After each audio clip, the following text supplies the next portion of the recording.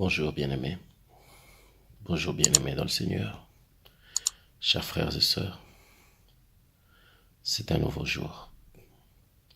Et la Bible déclare, voici j'ai établi sur vous un nouveau jour, qui est pour vous le jour du salut où je vous ai secouru et je vous ai exaucé. Aujourd'hui est ton jour de salut, le jour où l'Éternel t'a exaucé. Quelle que soit la force de l'obscurité, quelle que soit la puissance des ténèbres, quelle que soit la hauteur des vagues et des flots, quelle que soit, la taille de la poussière emportée dans un tourbillon sur ton chemin, pour dire, quel que soit ce que tu vis, quel que soit ce que les gens pensent de toi, quelle que soit ta situation, Dieu nous parle ce matin. Dieu me dit de dire à quelqu'un, par ce message qui me concerne aussi, prêcher la parole de Dieu ne veut pas nécessairement dire que tout message que nous avons ne concerne que les autres, non. Nous sommes les premiers concernés par ce message. Et nous le partageons pour soutenir, pour aider, pour accompagner ceux qui sont peut-être dans la même situation que nous, au pire. Mais rien n'est éternel. Dieu me dit de dire à quelqu'un, si les portes de la belle, où tout le monde allait, est-ce chaque dimanche? Est-ce chaque vendredi? Est-ce chaque mercredi? Est-ce chaque mardi? Pour la prière? Si ces portes n'ont pas ouvert les yeux de Bartimée, sache une chose, ce qui est bâti de main d'homme n'est pas porteur de gloire. Ce qui porte la gloire, c'est ce qui vient de Dieu. Or, toi et moi, nous venons de Dieu. Nous venons de l'Éternel des armées, qui a mis son amour à son comble et l'a manifesté par Jésus-Christ, en nous rachetant par le sang qui crie mieux que le sang d'Abel, le sang qui crie Abba Père, et il a fait de nous des fils. Je veux dire ceci. Autant de temps que Bartimée a fait devant les portes de la belle, autant de temps lui ont été nécessaires à connaître les pas, parce qu'il ne voyait pas. Les pas de ceux qui avaient l'habitude de donner quelque chose. Les pas des animaux qui accompagnaient les gens. Les pas des voleurs. Les pas de ceux qui venaient prendre de ce qu'on lui avait donné. Il avait développé un sens qui lui permettait d'entendre et de savoir que là, c'est elle qui vient pour donner. Ça, c'est elle qui vient pour prendre. Ça, c'est un chien qui vient peut-être pour voler la nourriture qu'on m'a donnée ou qui passe. C'était un temps de douleur pour Bartimée. Oui, c'est peut-être un temps de douleur pour toi. Mais je voudrais te dire, il y a quelqu'un qui est en train de passer. Tu es habitué à un bruit. Tu es habitué au passage d'une autorité. Tu es habitué à la masse qui sort du temple. Tu connais le bruit et tu sais que ça, c'est une autorité qui passe. Ça, c'est des gens qui viennent d'un stade. Ça, c'est des gens qui viennent d'une cérémonie. Ça, c'est les gens qui sortent du temple. Mais ces personnes entraient et sortaient. Tout ce qu'ils pouvaient faire de positif pour toi, c'est d'accorder une offrande. Selon leur compassion, tout ce qu'ils pouvaient faire pour toi, c'était donner soit des miettes, soit un peu d'argent. Selon leur compassion. Mais je connais quelqu'un qui s'appelle la compassion, la véritable. Celui-là était en train de passer ce jour-là. Et pendant qu'il passait, alléluia, gloire soit rendue à l'Éternel. Pendant qu'il passait, le bruit était différent. Et lorsque Bartimée posa la question de savoir, qu'est-ce que c'est? On lui dit, Jésus-Christ passe. Ses oreilles en avaient entendu parler, mais il ne le connaissait pas. Mais je veux vous dire une chose. Ses oreilles n'ont pas seulement entendu parler de Jésus, mais ils avaient entendu parler de David.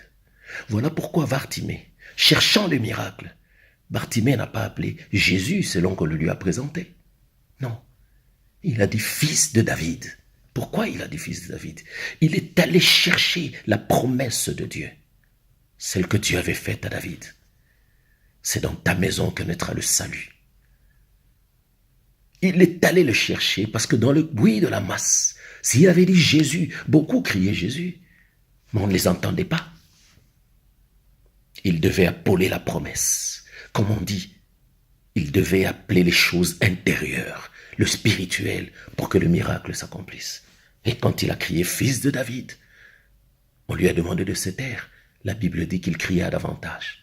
Et Jésus l'entendit. Et ce jour-là, ses yeux se sont ouverts. Mais non seulement les yeux de Bartimée se sont ouverts, dans la ville de Jéricho, parce que lui était aux portes de la ville. Dans la ville de Jéricho, il y avait un aveugle-né. Et tous les gens de la ville allaient puiser l'eau à un puits qui s'appelait Siloé. Siloé qui signifie envoyé. Le puits de Siloé signifie le puits de l'envoyé. On envoyait toujours des gens là-bas. Mais quand ils ont donné le nom à ce puits, ils ne savaient pas que c'était l'adresse que le même Christ donnerait à l'aveugle-né afin que ses yeux voient. Bethesda était une baptise de main d'homme. Il y en avait un. 38 ans durant, a vu des gens entrer et sortir guéris. Mais à chaque fois qu'il entrait et que lui n'était pas guéri, son cas s'empirait. C'est peut-être ta condition. C'est peut-être ta situation. Mais Dieu me dit de te dire, il y a quelqu'un que lui a envoyé qui s'appelle la porte des brebis. Bethesda avait 5 portiques, mais la guérison, le rétablissement du paralytique est passé par le 6e portique, qui est la porte des brebis. Les eaux ne se sont pas agitées, mais Jésus s'est tenu debout. Que veux-tu que je fasse pour toi?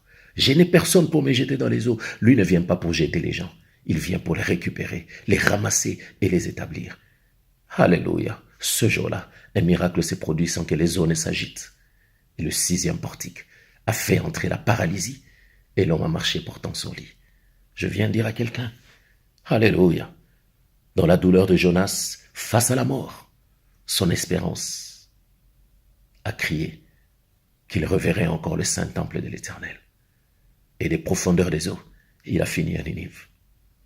Je suis venu dire à quelqu'un que Daniel, la fosse au lion, n'était pas la fin, mais là était la gloire d'être gouverneur.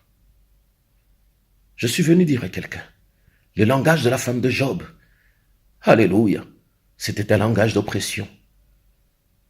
Mais la foi de Job, Alléluia, a fait descendre l'Éternel. Et sa condition a changé. La situation dans laquelle tu es n'est pas une fin en soi. Mais Dieu me dit de te dire, les noms que les gens ont donnés à ta condition, les noms que les gens ont donnés à la situation, ou à la porte où tu te trouves, ou dans le lieu où ils ont décidé de t'enfermer, dans la condition où ils t'ont placé à cause de la dureté de leur cœur, n'est pas un lieu de fin. Non. Méphibosheth à l'Odébar, ça n'était pas fini. Car lorsque le livre du souvenir a été ouvert, la loi disait, un infirme, un paralytique, un lépreux ne peut pas entrer dans le palais du roi parce qu'il est maudit. Mais ce jour-là, sans audience, Bartimée est entré. Plutôt, Méphibosheth est entré, excusez-moi, à manger. Et il a retrouvé la royauté de la naissance. Tu étais né dans une condition, tu as grandi dans une condition. Mais la dureté des hommes t'a emmené à l'Odébar. Le lieu sec et sans vie. Je t'annonce ce matin que le palais t'attend. Oui, le palais t'attend. Ceux qui t'ont rejeté, Alléluia, qu'ils aient la force et le courage de chanter un cantique nouveau à l'Éternel à cause de la manifestation de la gloire de Dieu. Que Dieu bénisse chacun de nous, que Dieu bénisse sa parole et que chacun de nous sache que même Paul a dit, je connais un homme, était-il en lui ou pas, il y a 14 ans. Je ne sais s'il était en lui ou pas. Alléluia. Mais cet homme a vu la gloire de Dieu et a annoncé l'évangile jusqu'à la fin de ce jour. Tu proclameras la grandeur de Dieu. Tu chanteras un cantique nouveau. Tu prêcheras l'évangile de puissance et de vie. Alléluia. Parce que l'évangile que nous prêchons, c'est celui dont Jésus a dit aux disciples des gens. Allez dire à Jean ce que vous avez vu et entendu. L'évangile est annoncé. Les aveugles voient, les sourds entendent, les muets parlent, les lépreux sont purifiés, les malades sont guéris, les paralytiques sont rétablis et les morts ressuscitent. Et que tout en toi soit rétabli, que ta langue soit déliée, que tes yeux voient, que tes oreilles entendent. Alléluia. Que ta maladie soit guérie, que ta lèpre soit purifiée, que ta paralysie soit rétablie et que la mort qui proposait sur toi soit transformée en vie à la gloire de l'Éternel. Au nom de Jésus-Christ, j'ai ainsi prié. Soyez bénis. Merci. Gloire à l'Éternel.